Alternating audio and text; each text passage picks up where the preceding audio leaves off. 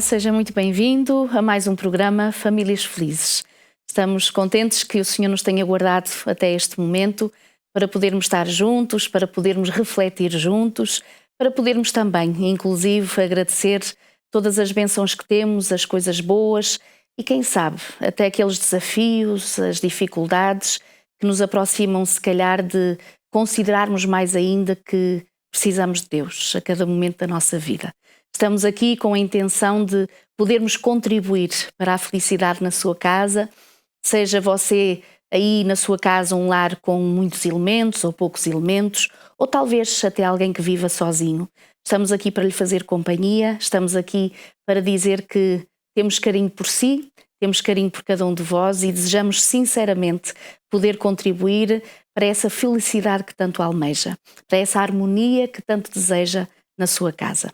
Hoje, uma vez mais, aqui estamos e pensamos poder trazer, já que tínhamos feito um programa sobre a alimentação nas crianças, nos bebés, poder trazer também um programa elucidativo sobre a alimentação tanto nos jovens, nos adolescentes, também nos adultos. Para isso, convidamos novamente a doutora Joana Maranhas. Obrigada por poder estar connosco mais uma vez e pelo seu espírito de serviço e por poder aqui estar connosco. Joana, na última vez que falamos, portanto, da alimentação, particularmente às mamãs, os bebés, hoje pensei que era importante podermos trazer também esta questão da alimentação naquela faixa etária que achamos que já entendemos tudo, que muitas vezes nos despistamos também. E, sobretudo, uma questão da alimentação, da adolescência, nos jovens, as atrações, tudo o que há à nossa volta que acaba por influenciar e por, às vezes, nem sempre e a maior parte é para mal, não é para bem. Poderes dar algumas dicas e algumas orientações, por favor? Há que perceber que na adolescência já tem que ter, há um trabalho prévio, claro, um grande trabalho, não é? Que tem que ter sido feito pela família e pelos educadores.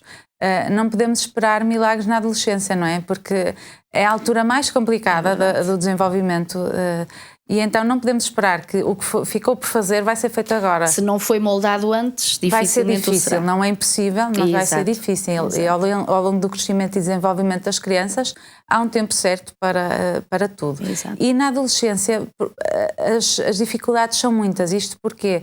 Porque primeiro eles começam a ser um bocado mais autónomos, não é? Por exemplo, já levam o dinheiro para o lanche na escola, já pedem a senha na cantina. Colegas. Exatamente, já saem ou têm autorização para ir comprar o lanche fora. Portanto, e aqui há que perceber que eles já têm alguma autonomia. Essa autonomia deve ser dada, não é? E deve ser educada, não é? Eles têm que perceber que são responsáveis pelas escolhas deles, nomeadamente pelas escolhas alimentares. É uma fase muito problemática, própria da adolescência, não é? E no que diz respeito à alimentação, também o é.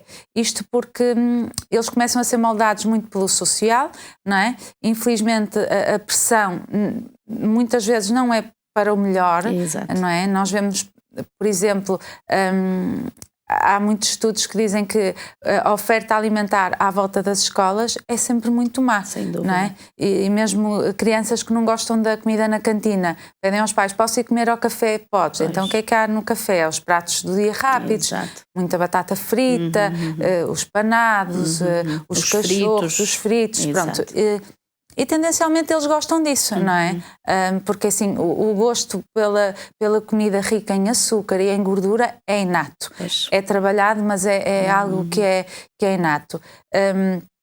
No entanto, se houver uma responsabilização das crianças desde pequeninos, eles desde pequeninos vão perceber muito bem o que faz bem, o que faz mal. É importante, por exemplo, isto voltando se calhar ao tema do programa anterior, muitas vezes se comes a sopa eu dou-te um chocolate. Isto é um método errado. Eles têm que perceber que não pode haver uma recompensa para terem um hábito saudável. Eles têm que ter. Ponto. E isto tem que ser trabalhado. E a recompensa será a saúde. A recompensa é a saúde. É o melhor. E depois, o chocolate ou qualquer outro alimento tem que ser associado sempre a uma ocasião especial. Ou porque é uma festa de anos, um dia especial. E essa educação vai depois sendo passada para a adolescência. Portanto, os problemas na adolescência vão surgir. Mas se este trabalho for feito previamente e bem feito, os problemas podem ser atenuados. Isto porquê? Porque os adolescentes tendencialmente o que é que gostam? De, por exemplo, isto, se calhar pegando em dados que eu já referi no outro programa do inquérito nacional que se fez em Portugal, os adolescentes têm um consumo muito elevado de bebidas açucaradas, Exato. de alimentos ricos em gordura, de alimentos ricos em açúcar, têm, por exemplo, uma ingestão muito baixa, isto passando se calhar para as bebidas da água, que deve ser a bebida de eleição sempre. Têm um consumo muito baixo de fruta e de hortícolas. Tendencialmente, eles tiverem que ir comer fora, não vão comer a sopa, não é? E mesmo na escola, comem os que comem, não é? Portanto, há um trabalho que tem que ser feito. Os pais não podem desanimar, porque muitas vezes os adolescentes revoltados ou etc. é próprio da idade, não é? Isto é só mais uma questão em que eles mostram essas particularidades que é própria da adolescência. Nessa faixa etária, sobretudo, nós percebemos que o apetite parece que é assim de gigante, ou seja, há ali uma fase em que parece que a cada instante tem que estar a comer. A questão de os lanches e tudo não é errado a partir do momento, porque eles precisam de mais alimento, mas que esse alimento seja de qualidade. Exatamente, e isso é o mais importante. Há que perceber que também a própria alimentação influencia no desempenho cognitivo, por exemplo, na escola. Um bom pequeno almoço com um bom aporte energético e dos nutrientes todos necessários faz toda a diferença. E, por exemplo, agora pegando na questão do pequeno almoço, há muitos estudos que dizem que as crianças que não tomam pequeno almoço estão menos despertas, a capacidade de concentração é diminuída. Portanto, há um trabalho todo que tem que ser feito, e depois há que perceber que, principalmente nos rapazes adolescentes, as necessidades energéticas são completamente diferentes. São diferentes das crianças e são diferentes das meninas adolescentes. E muitas vezes os pais ficam assustados, mas ele está sempre com fome, tem sempre apetite. E depois há que perceber, será que o que estamos a dar aos adolescentes sacia? Exato. Não é? Porque muitas vezes também é essa a questão. Comem um prato cheio de comida, comeram a sopa, não é? O prato tem legumes ou salada a acompanhar, portanto é preciso perceber se eles estão a comer também o que é realmente importante e saciante. É verdade que os desafios não são só na adolescência, também quando entramos na idade adulta e em alguns adultos realmente há alguns desafios. Quais são os principais problemas que nós poderíamos dizer em relação à alimentação dos adultos? Infelizmente, esta herança que se constrói quando chega à vida adulta geralmente não é boa. A manter, nós infelizmente nem sempre construímos uma boa herança. E quando chegamos à vida adulta, não vão começar à partida a surgir logo aos 30, a partir dos 40, 50, depois é que se começa a ver, agora já tenho hipertensão, ou as últimas análises já tinham um colesterol alto. Isto é o reflexo de tudo o que se fez para trás. Há todo um trabalho que foi bem ou mal feito, e que depois vai se refletir aqui. Agora é dizer assim, olha, está feito, não há nada a fazer. Não, há muito que pode ser feito. Mas se nós pensarmos que, por exemplo, 1/3 dos nossos adolescentes têm excesso de peso ou obesidade. Esse excesso de peso ou obesidade, se não for tratado, se não for travado, na vida adulta vai se manter. E depois os valores tendem a aumentar. Até porque depois, na vida adulta, começa-se a notar um padrão a nível alimentar diferente. A ingestão de bebidas alcoólicas, o facto de começarmos a entrarmos na vida profissional com rotinas mais estressantes, curto espaço de tempo para a refeição do almoço, que deve ser tão importante. A refeição de jantar, que é quando temos mais tempo, é tardia e ingerimos muito mais do que devemos. Portanto, na vida adulta nós podemos achar que é mais não é tão difícil como na adolescência, mas ainda é mais. E exatamente como estavas a dizer, se na adolescência pode ser uma questão de influências do grupo, de amigos, das saídas e tudo, eu creio que na vida adulta é sobretudo o estilo de vida no profissional que nos obriga a determinados horários e uma correria sem fim. E como tu disseste, o dia é passado a correr e vai-se tocando em qualquer coisa, e à noite, quando parece haver mais tempo, é que se faz a refeição que devia ter sido a primeira da manhã. Está tudo ao contrário. Inverso. Não é? E há que perceber também que, como adultos, pais ou educadores, não é? Para as pessoas que não são pais, as crianças e adolescentes têm no adulto o exemplo. E é preciso, o pai de um adolescente ou de uma criança não pode estar à espera que eles aceitem bem a sopa se nunca come sopa. Pois. Às vezes em ambiente de consulta os pais, às vezes até dos mais pequeninos, vão dizer, mas o pai não come, mas o pai é alérgico. Eu digo sempre ao pai, isso vai colando, entre aspas, até uma certa altura. Portanto, há todo um exemplo que pais e educadores devem dar. Se os pais tiverem bons hábitos alimentares, as crianças e os adolescentes vão imitar. E mesmo os adolescentes, quando passarem então para a vida adulta, aquela revolta, ou quererem ser diferentes, ou mostrar que já podem fazer as suas escolhas, vão se refletir no que o pai e a mãe educaram. Agora, a vida adulta reflete muito o que nós tivemos como educação antes, não é? Os hábitos, os maus hábitos alimentares, ou seja, inadequados, aqueles que se faça numa idade adulta, serão muito diferentes de uma idade de adolescência. Quais são esses maus hábitos alimentares? Na idade adulta o problema vai-se... Alguns problemas são idênticos. O baixo consumo de fruta e hortícolas, não é? Há pessoas que me dizem, come fruta, sim, 1 ou 2 vezes por semana. Portanto, isto é isso, 1 ou 2 vezes por dia já não era suficiente, quanto mais por semana. E depois há uma agravante que já é reflexo também dos adolescentes. A comida rápida, o fast food, não é? Exato. Se bem que agora, e felizmente já começa a haver muita variedade de fast food também saudável, mais saudável, mas a opção por comidas rápidas, chegar a casa, sei lá, uma cuvete de qualquer coisa que é só meter no micro-ondas ou no forno é muito mais rápido, e são sempre refeições com uma qualidade nutricional limitada, não é?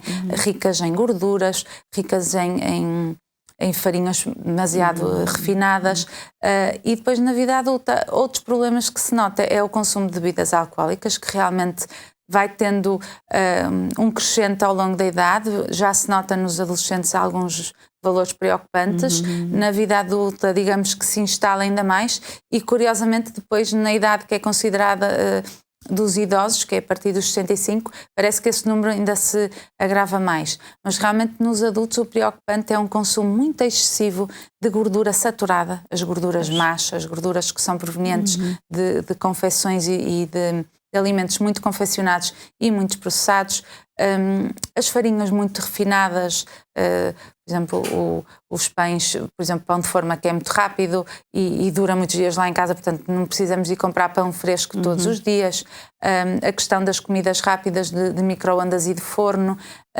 e depois o tempo que às vezes achamos que demora a ter sempre sopa em casa, a ter sempre um acompanhamento de legumes ou salada, mas se houver uma preparação, digamos, se a logística em casa for bem feita, a sopa quando chega à casa é só aquecer, não é? Nós podemos ter tudo quase que mais ou menos alinhavado. E nos adultos começa-se a notar uns valores de excesso de peso e obesidade ainda maiores do que na adolescência. Isso é tudo fruto dos maus hábitos alimentares. E depois atrás dos maus hábitos alimentares vêm doenças que são consequência disso mesmo. O colesterol elevado no sangue, a glicose também elevada no sangue, a hipertensão, e depois um conjunto de doenças que estão ligadas aos maus hábitos alimentares.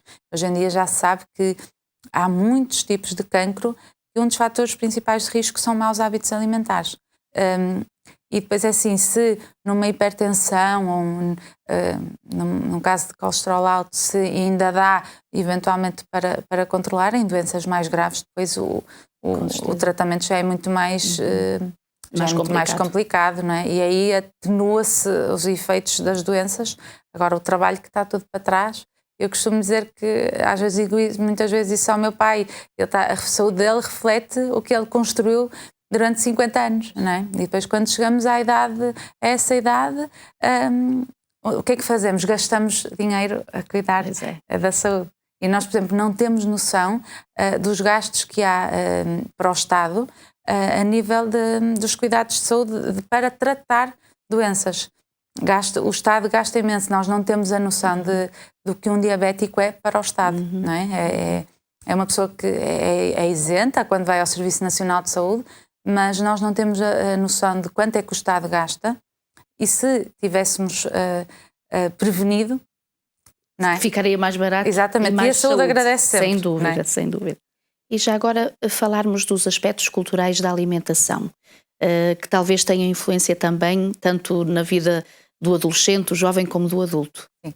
Nós temos a sorte de ter um país com uma riqueza alimentar muito grande, não é? E tradições alimentares também muito, muito interessantes. Não é o caso que somos um dos países caracterizados como tendo a dieta mediterrânica, que já falámos no programa anterior, e temos uma riqueza e digamos que uma tradição alimentar que eu acho que também devemos aproveitar.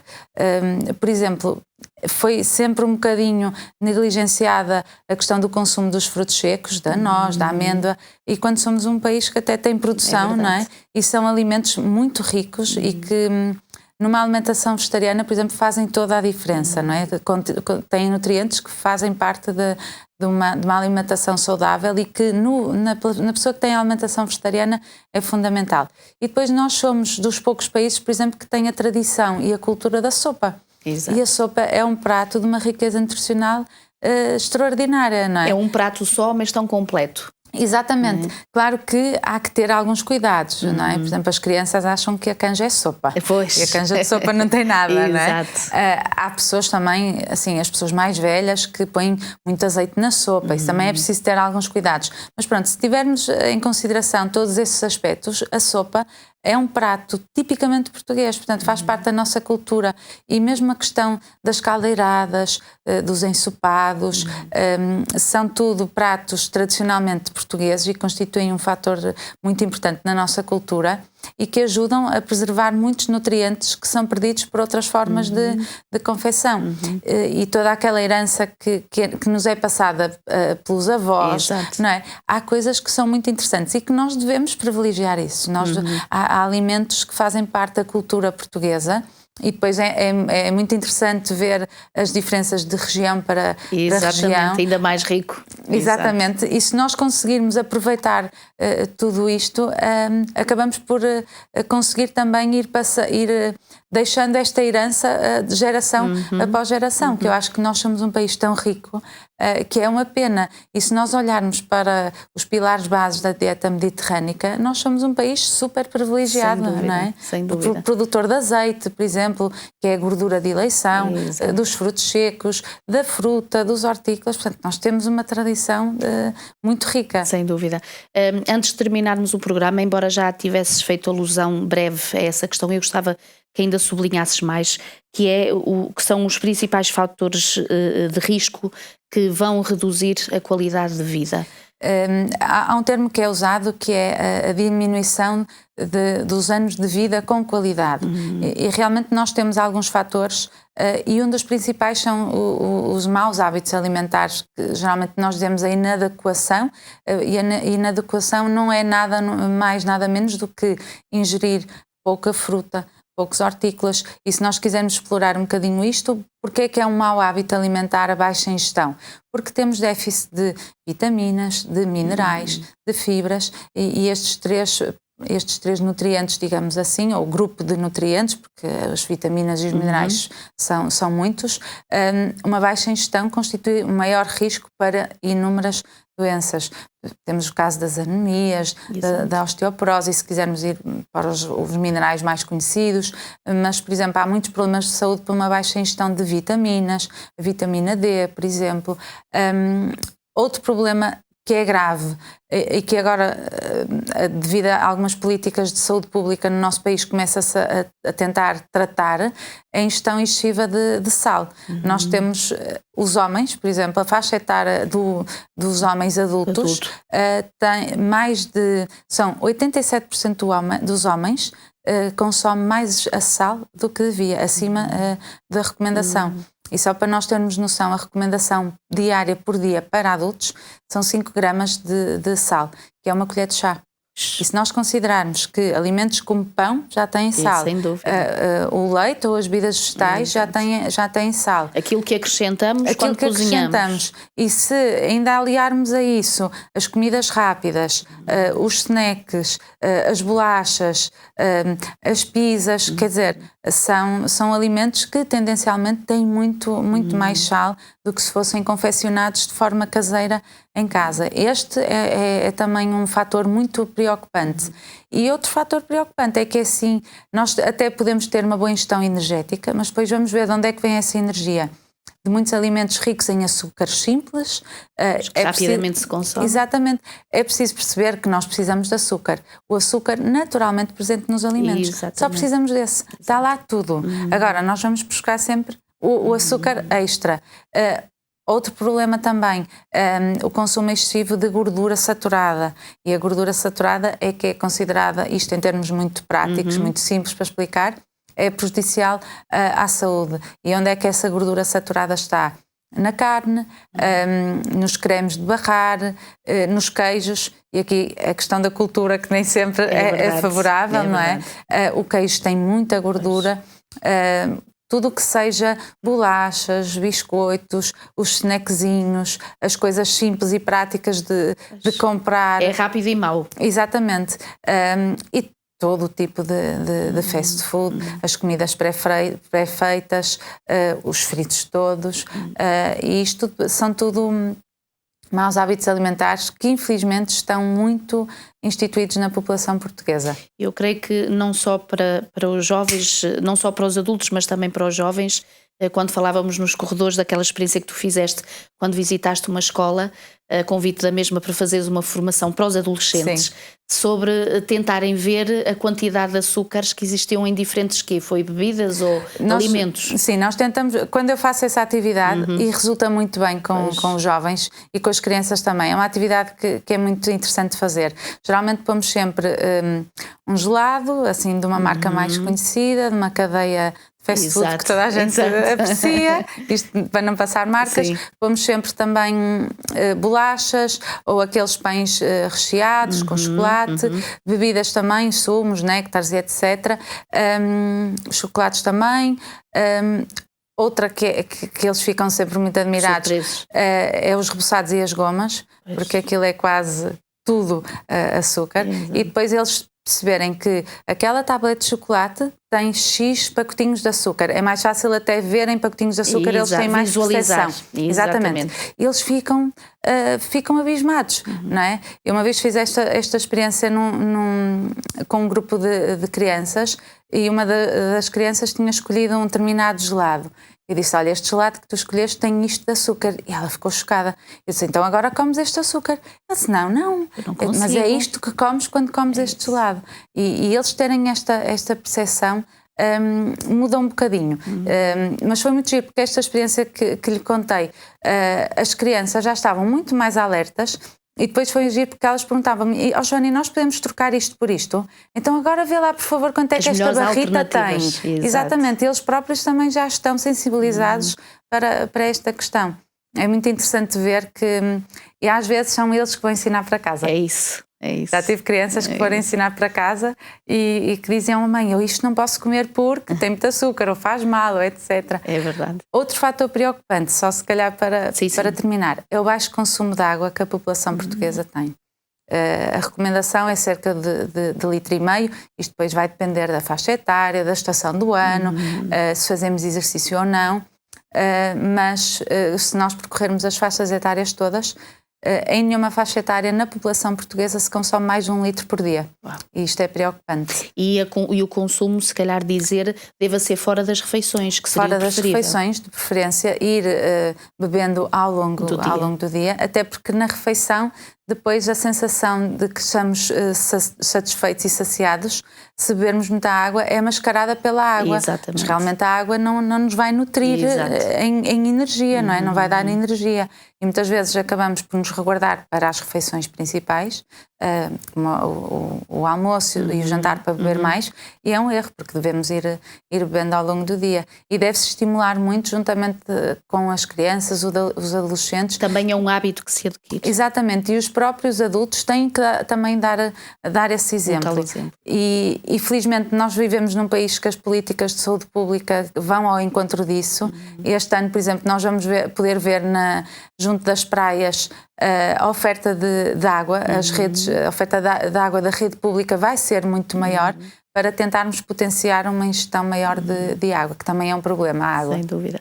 Doutora Joana, muito obrigada mais uma vez pela sua presença, Com certeza que ficamos elucidados em relação a muitas coisas, nós enquanto adultos, mas também para os nossos filhos, sobretudo os adolescentes. E para eles eu deixaria só uma palavra, não é minha, é a palavra de Deus, num dos versículos muito bonitos em que o Senhor recorda exatamente esta faixa importante e esta fase importante que é a juventude, quando em Eclesiastes no capítulo 11 e no versículo 9 o Senhor Jesus diz assim: alegra-te jovem na tua juventude. Então o que o Senhor deseja é a nossa felicidade, sejam desde os mais pequeninos aos mais velhos, mas também a mesma depende de algumas escolhas que nós façamos na vida. Recebemos aqui algumas orientações para jovens e adultos, que o Senhor nos ajude a cumprir aquilo que nós vamos conhecendo, para que verdadeiramente também nesse aspecto sejamos felizes. Um abraço e que o Senhor nos guarde até o próximo programa.